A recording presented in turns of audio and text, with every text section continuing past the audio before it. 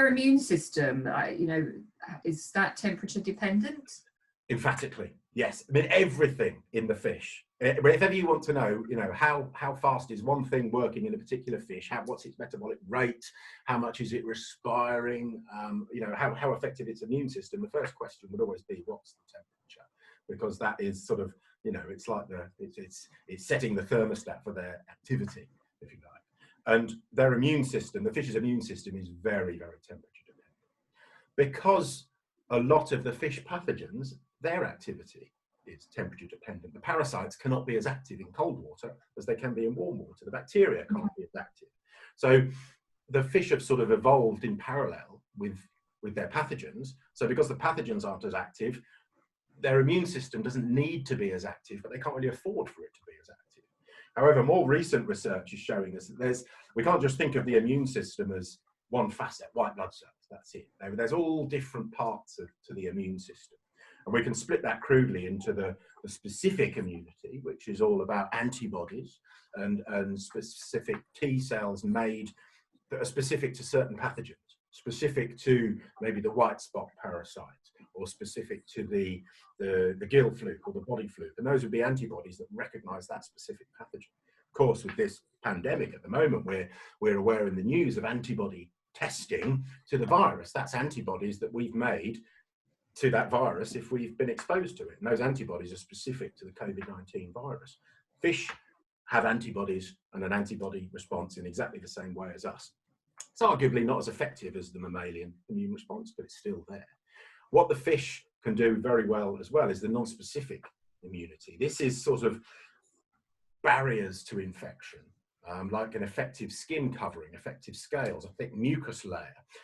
It's cellular immunity. So, crudely, as we would have learned about white blood cells, for example. So different within white blood cells, there's lots of different types that do different jobs.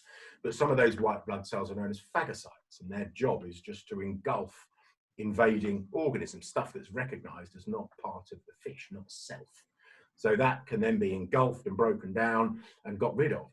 Research has shown us that in some carp, that these phagocytes can become more numerous and more active in colder water, which is really interesting. Can you just explain a bit about what phagocytes are? So these phagocytes, phagocytosis is the process where a cell can sort of engulf a smaller particle, bring that into the body of the cell, and then digest it down, break it down. A bit like Pac-Man, I guess. The old-fashioned Pac-Man. Very much, except without the pretty little face and not being chased. I've seen at the moment on social media, there's a very good video of someone standing at a window trying to create their own Pac-Man in lockdown, in quarantine, with the sock on their hand and doing it with cars. Yeah, oh, excellent. Yeah. Have you seen that? Some people have got a lot of time on their hands.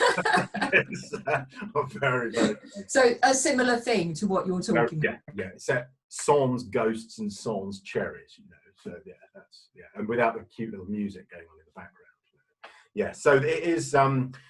That's the idea, and these phagocytes have been shown to be more numerous and more active in colder water, which is really interesting. Because we tend to think that the whole of the fish's immune system is just we've just switched it right down, almost switched it off in some cases, and that isn't the case. The fish has got this sort of evolved ability to still have some immunity in the winter, and it seems that immunity is that increased phagocytic cell immunity is compensating for a lack of antibody-based immunity. Okay. The point is that the moment the water warms up, the fish's immune system isn't then, all right, so, we've gone from 10 degrees C, the water's warmed up to 12 degrees C.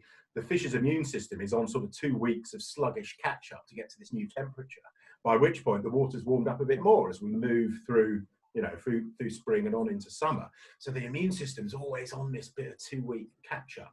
Whereas the pathogens, the parasites, are more active pretty much straight away. And they can. But that must be difficult for the fish, though, with being in England, because obviously, as much as we would love to think you get to May and the weather just gradually gets warmer. As we saw at the weekend, one day was 22, the next 9. So how do they cope with that? That's confusing for my brain, and I could. It's the sort of the water is buffering that temperature change quite profoundly. So the fact that at the weekend it was scorching hot and we were all thinking barbecues and suntan cream. And now it's flipping freezing out there again. Yeah. When we've got this sort of cold northerly wind coming down to us, that would have had very little effect on the water temperature in those ponds. It's Okay. long enough and profound enough. I think when it becomes more of a problem is maybe when, I can recall when my second son he must have been about 2 or 3.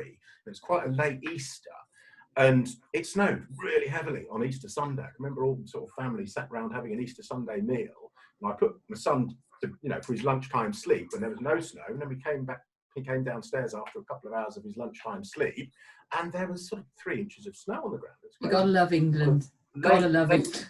But then we'd had some really nice, hot, balmy March before that. And that, when you're getting this real sort of change in the weather over a longer period of time, that can become more problem because the water temperature does start to rise and then it'll just start to dip down again.